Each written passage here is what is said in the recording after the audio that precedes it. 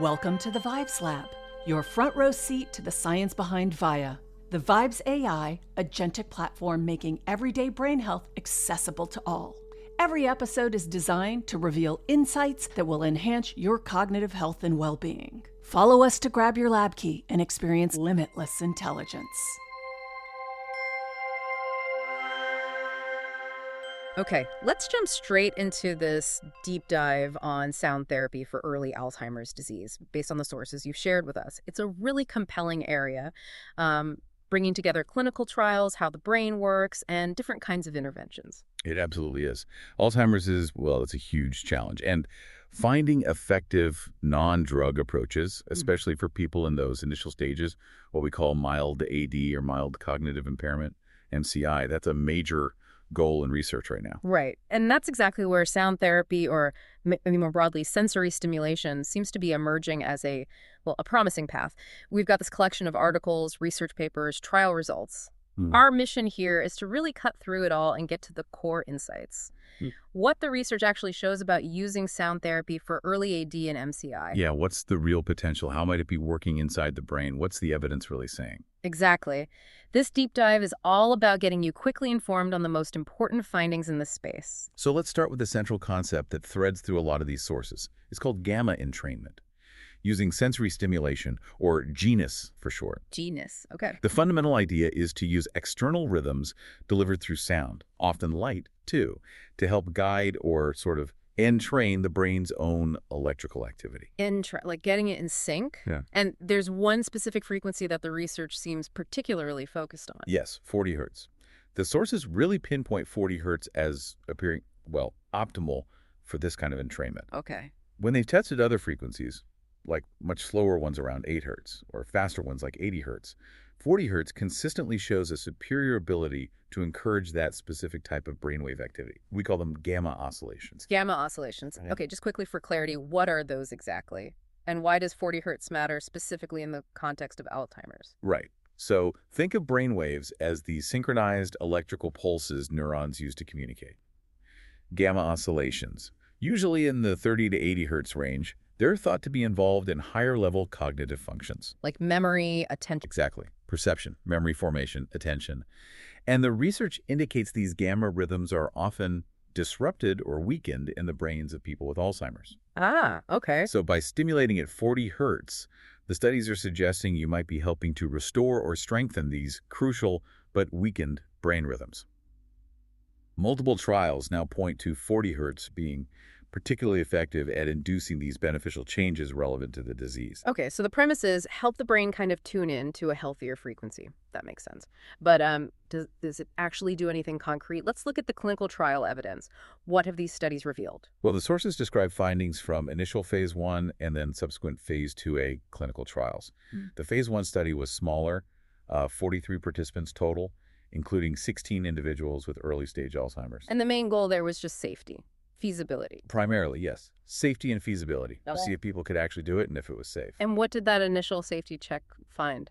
Crucially, they confirmed that daily 40 hertz light and sound stimulation was safe and actually remarkably well tolerated. Great. And it successfully induced that gamma entrainment, not just in the outer layer of the brain, the cortex, but importantly also in deeper brain regions. Areas often hit early in AD. That is important. Any side effects? Minimal. Mostly just mild drowsiness reported by a few participants, and critically, no serious adverse events reported at all. Okay, that's a huge hurdle cleared, then proving it's safe and it actually influences brainwaves where intended. So with that established, the phase 2A trial could look for actual effects on the disease itself. Exactly.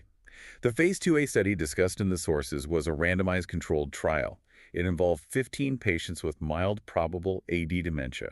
They underwent daily 40 hertz stimulation sessions for 3 months. 3 months, okay. And this is where things get really interesting because they observed some significant positive changes compared to the control group who didn't get the active stimulation. All right, tell me about those changes. What kind of benefits did they actually see in just 3 months? A few key things stood out. First, structural changes in the brain. They observed reduced brain atrophy. Reduced atrophy? Wow. Yeah. Specifically, less ventricular enlargement, so the fluid-filled spaces in the brain weren't expanding as much, which usually signals tissue loss nearby. And stabilization of hippocampal size. The hippocampus. That's critical for memory, right? And it usually shrinks fast in AD.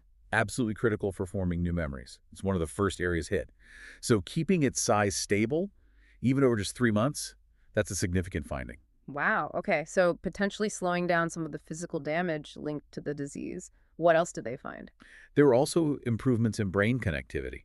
The stimulation increased functional connectivity in important neural networks like the default mode network and the medial visual network. So different brain regions talking to each other there? You can think of it like that, yeah. Yeah. Like major communication highways in the brain. Improved connectivity suggests they're communicating more effectively, which, you'd expect would support better cognitive function. And speaking of cognitive function, did they see improvements there too, like in memory itself? Yes, they did. Participants showed enhanced memory, specifically performing better on face name association delayed recall tests. That's a practical memory task, often tricky in early AD. Exactly. And they also saw improvements in sleep patterns, more consistent daily rhythms or circadian rhythmicity. That's frequently disrupted in Alzheimer's and really contributes to the symptoms. Okay, so let's recap. Reduced atrophy, better brain communication, improved memory, better sleep. Those are quite substantial findings for a non-invasive therapy over, just 3 months? They really are promising, yes. Can you describe what the actual treatment involves day to day for someone participating? Sure. Based on these trials, the protocol involved 1-hour daily sessions, and it used synchronized 40 hertz light and sound stimulation together. An hour a day, and they did this at home. Yes, a crucial practical detail is that this was done using home-based devices, and the sources reported excellent compliance rates, consistently around 85–90%. That's really high. Suggests people found it manageable. It seems so. Easy to stick with over the 3 months. So it's not only safe and seems to work at a biological level, at least based on these early studies, but it's also feasible for people to actually do at home. That's a really important combination. It really is. Now let's dig a bit into the how. Why might 40 hertz sound and the light, too, have these effects? The sources propose several potential mechanisms, right? Yeah, this is where we try to understand the why behind it. And what's fascinating here is that it appears to work through multiple pathways that sort of converge. Okay. As we touched on, it enhances those gamma oscillations, their power and synchrony, essentially helping the brain's own rhythms become stronger and more coordinated, potentially counteracting that disruption we see in AD. So it's not just about blasting the brain with 40 hertz, but helping the brain restore its own healthy 40 hertz activity. That's the thinking, yeah. Facilitating the brain's natural processes. But beyond just the oscillations themselves, the sources suggest this stimulation promotes beneficial microglial activation. Microglia. Those are the brain's immune cells. That's right, the primary immune cells. And in AD, they can become dysfunctional. The idea is that the right kind of activation seems to encourage them to help clear toxic proteins like amyloid plaques and tau, tangles the hallmarks of Alzheimer's pathology. Okay, so helping the brain's cleanup crew get back to work, clearing out the gunk. Exactly, that's a good way to put it. Yeah. They also suggest it might lead to vascular improvement, potentially improving blood flow within the brain. Better circulation. Possibly. And enhancing neuroplasticity, the brain's ability to form new connections and strengthen existing ones, basically supporting its adaptability and resilience. It sounds like it's potentially hitting several different targets linked to the disease process then. The electrical activity, the immune response, blood flow, connectivity. That multi-pronged approach is interesting. It is, rather than just one single mechanism.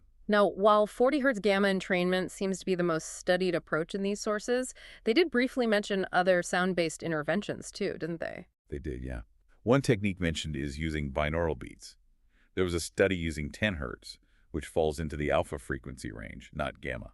Binaural beats. How does that work again? The concept is you present two slightly different frequencies to each ear separately, say 400 hertz in the left ear, 410 hertz in the right. The brain then perceives a third, phantom frequency, which is the difference between the two. So in that example, 10 hertz. Ah, okay. So the brain creates the beat itself. And what did that specific study using 10 hertz find? That particular protocol involved 30-minute daily sessions for just 12 consecutive days. Quite short. And the results? They reported significant improvements in scores on the MSE, the mental state exam, that standard quick cognitive test, and also reduced symptoms of depression. Interesting. Do they look at brain activity? Yes. EEG recordings show that these cognitive improvements, especially in areas like orientation, registration, and language tasks, correlated with increased theta band power. not gamma in this case, but theta. Okay, so a different frequency, 10 hertz theta, correlating with cognitive improvements via a different delivery method, binaural beats, instead of the synchronized light and sound. The sources also touched on integrating music, didn't they? That's right. There was a quantitative study that explored combining traditional music therapy with specific frequencies. They looked at using self-selected, emotionally familiar music alongside just pure 40 hertz sound, and also a specially designed intervention they called 40 hertz music. 40 hertz music. What was the takeaway from exploring those different approaches? Well, perhaps not surprisingly, patients strongly preferred the familiar music for its emotional comfort. Makes sense. But the 40 hertz music approach showed promise. It seemed to strike a balance between the patient's need for a pleasant, engaging user experience and the potential neurological benefits linked to that 40 hertz gamma frequency stimulation. Right, so it highlights that challenge and maybe opportunity of making these therapies both effective and enjoyable enough for people to actually use long-term.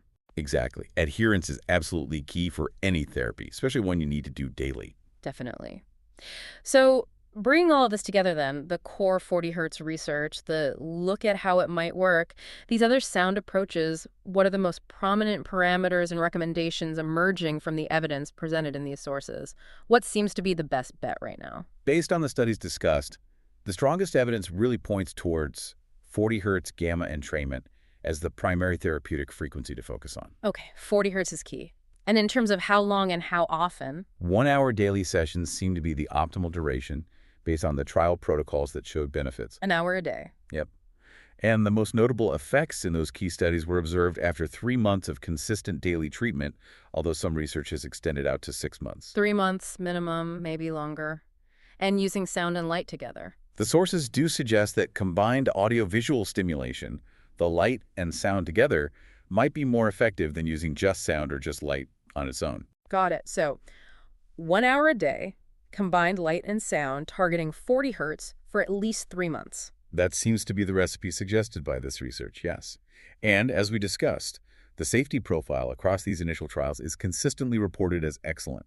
Very few side effects, mostly mild. Which is hugely important for any potential treatment. Given all this, what are the sort of clinical recommendations that researchers are drawing from this current body of evidence? Well, the recommendations really highlight focusing on that 40 hertz gamma entrainment, using those daily 1 hour sessions, and considering home-based treatment, maybe with caregiver support, just for practical implementation, given how well people seem to stick with it in the trials. And aiming for that minimum duration. Right, aiming for a minimum duration of 3 months to start seeing potentially meaningful benefits. So the picture emerging from these sources is that this shows significant promise. It's safe, it's non-invasive, and it's potentially effective as an intervention, particularly for early-stage mild Alzheimer's disease. Precisely. You know, while larger definitive confirmatory trials are definitely needed, and in fact are underway, the existing evidence suggests sound therapy, specifically targeting those 40 hertz gamma rhythms, represents a non-drug approach with some compelling early evidence. Evidence of beneficial effects on brain structure, like atrophy. Right, and functional connectivity. Functional connectivity between brain regions, yeah.